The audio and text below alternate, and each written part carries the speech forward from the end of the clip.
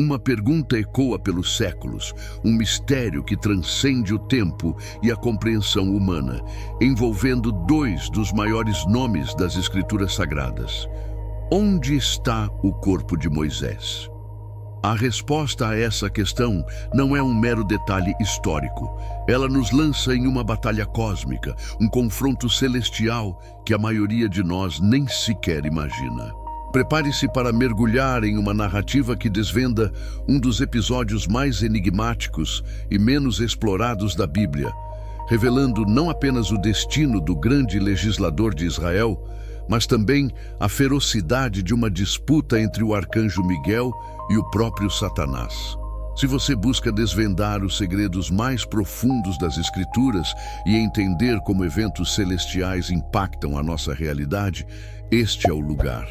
Inscreva-se em nosso canal, ative o sino e junte-se a nós nesta jornada de revelação.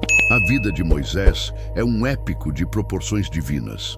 Desde seu nascimento, em meio à perseguição egípcia, até seu chamado ardente na sarça em chamas, sua existência foi moldada por intervenções sobrenaturais. Moisés, da tribo de Levi, nasceu em um tempo de grande angústia para o povo de Israel, escravizado no Egito. Sua mãe, Joquebede, e seu pai, Amrão, de uma fé inabalável, desafiaram as ordens do faraó, que mandara matar todos os meninos hebreus recém-nascidos. Colocado em um cesto de papiro e lançado às águas do Nilo, o bebê Moisés foi encontrado pela filha do faraó, que o adotou e o criou como príncipe egípcio. Essa reviravolta do destino é apenas o prelúdio de uma vida marcada por milagres e provações. 40 anos viveu Moisés na opulência da corte egípcia, recebendo a melhor educação e treinamento militar. Mas seu coração, de alguma forma, sempre esteve ligado ao seu povo. Aos 40 anos, um ato impensado de defesa de um hebreu o levou a fugir para o deserto de Midian, onde passou mais 40 anos como pastor, longe de toda a glória e poder que um dia conhecera.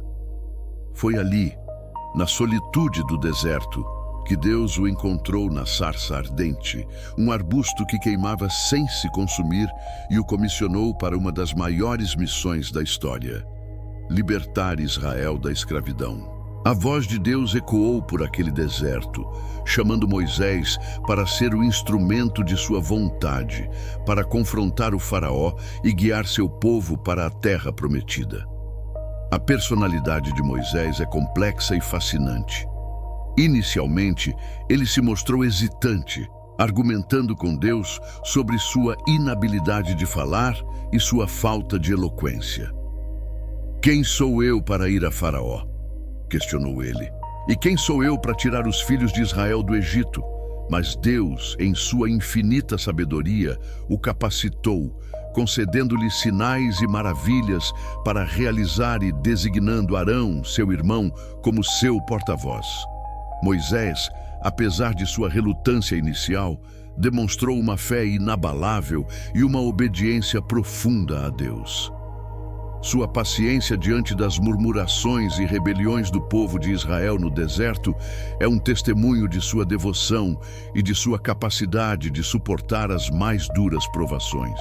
Ele foi o homem que falou face a face com Deus, que recebeu os 10 mandamentos gravados em tábuas de pedra no Monte Sinai e que intercedeu incansavelmente por um povo de dura cerviz. No entanto, mesmo um homem tão grandioso como Moisés não estava isento de falhas. Sua fraqueza mais notável e que teve consequências profundas manifestou-se no episódio das águas de Meribá.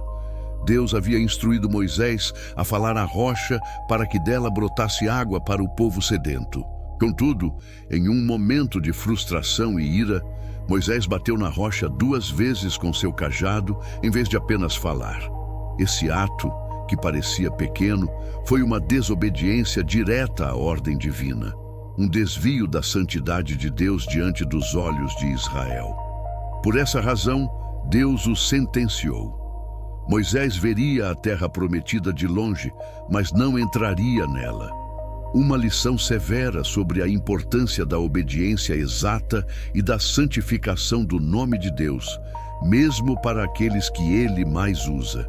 Após 40 anos liderando Israel através do deserto, Moisés, com 120 anos de idade, subiu ao Monte Nebo, no topo do Pisgá, na terra de Moabe, em frente a Jericó. Lá, Deus lhe mostrou toda a terra prometida, desde Gileade até Dan, toda a Naftali, a terra de Efraim e Manassés, toda a terra de Judá até o mar ocidental, o Neguebe e a campina do vale de Jericó, a cidade das palmeiras, até Zoar. Ele viu o cumprimento da promessa feita a Abraão, Isaque e Jacó, mas não pôde pisar nela. E ali naquele monte, Moisés morreu.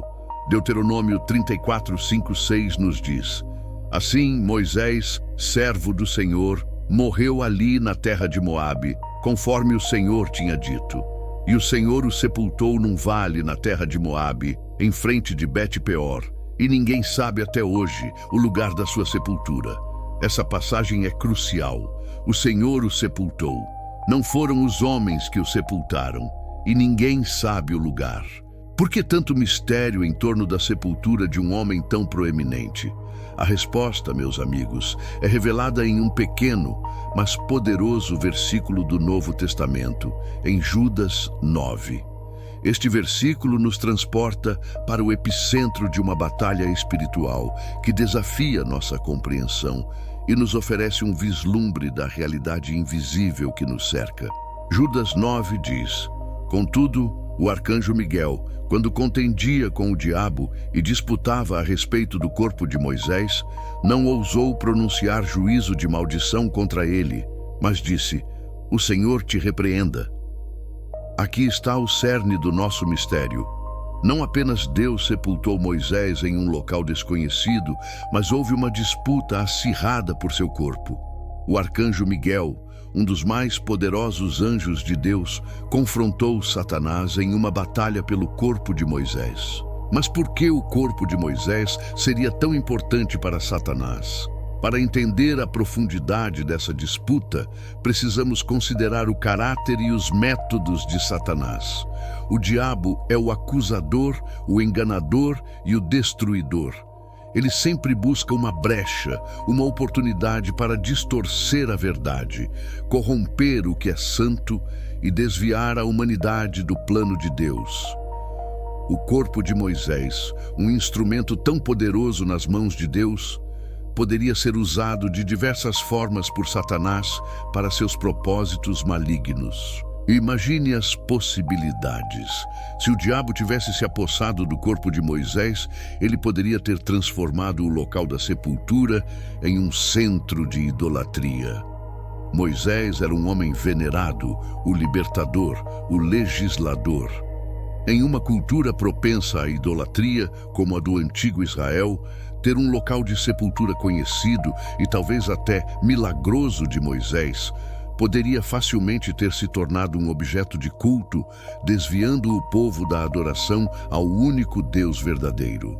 O diabo sempre busca substituir a adoração a Deus pela adoração a criaturas ou objetos. Ao ocultar a sepultura de Moisés, Deus protegeu Israel desse perigo iminente. Outra possibilidade é que Satanás quisesse usar o corpo de Moisés para zombar da promessa da ressurreição. A ressurreição dos mortos é uma doutrina central da fé bíblica, um testemunho do poder de Deus sobre a morte.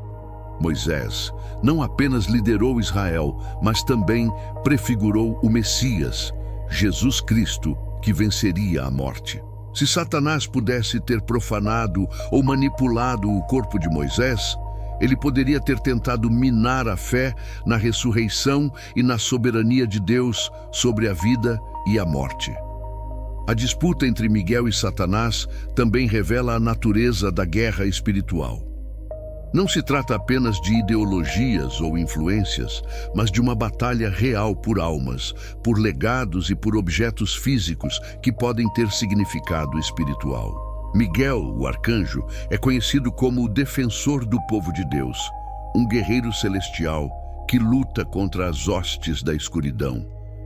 Sua intervenção aqui não é apenas para proteger o corpo de Moisés, mas para preservar a santidade do plano de Deus e a fé do seu povo.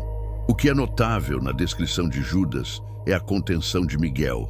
Mesmo diante do próprio diabo, Miguel não proferiu uma maldição, mas disse: "O Senhor te repreenda."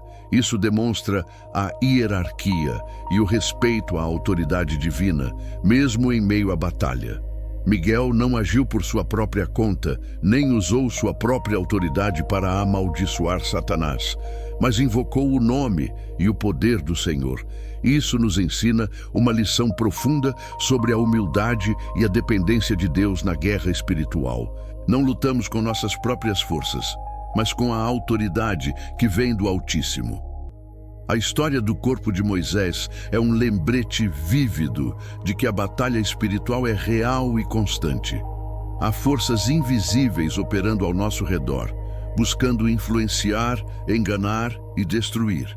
Mas também há defensores celestiais, como o arcanjo Miguel, que lutam em nosso favor sob a soberania de Deus. Deus, em sua infinita sabedoria, protegeu o legado de Moisés e a fé de seu povo, escondendo sua sepultura e enviando seu arcanjo para confrontar o inimigo. As lições da vida de Moisés e da disputa por seu corpo são atemporais. A obediência a Deus, mesmo nos detalhes, é crucial. A humildade diante do poder divino é essencial. E a certeza de que Deus é nosso protetor e defensor nos dá esperança e força para enfrentar as batalhas da vida. Moisés foi um homem que, apesar de suas falhas, amou a Deus e serviu a seu povo com fervor. Sua morte, envolta em mistério e protegida por uma batalha celestial, é um testemunho da santidade de Deus e de sua providência sobre seus servos. Este mistério não é apenas uma curiosidade histórica. Ele nos convida a refletir sobre a profundidade da fé, a realidade da batalha espiritual e a soberania de Deus sobre todas as coisas. Onde está o corpo de Moisés? Está onde Deus o colocou, protegido de toda e qualquer manipulação maligna. E essa é uma revelação poderosa para cada um de nós. Se você foi impactado por essa revelação e deseja continuar desvendando os mistérios das Escrituras, explorando as profecias e os sinais dos tempos, este é o seu canal. Deixe o seu like agora mesmo. Compartilhe este vídeo com amigos e familiares. Deixe seu comentário abaixo com suas impressões e perguntas. E, acima de tudo, mantenha-se firme na fé, pois as revelações de Deus continuam a se desdobrar em nossos dias. Que a sabedoria divina ilumine seu caminho e que você esteja sempre atento aos sinais.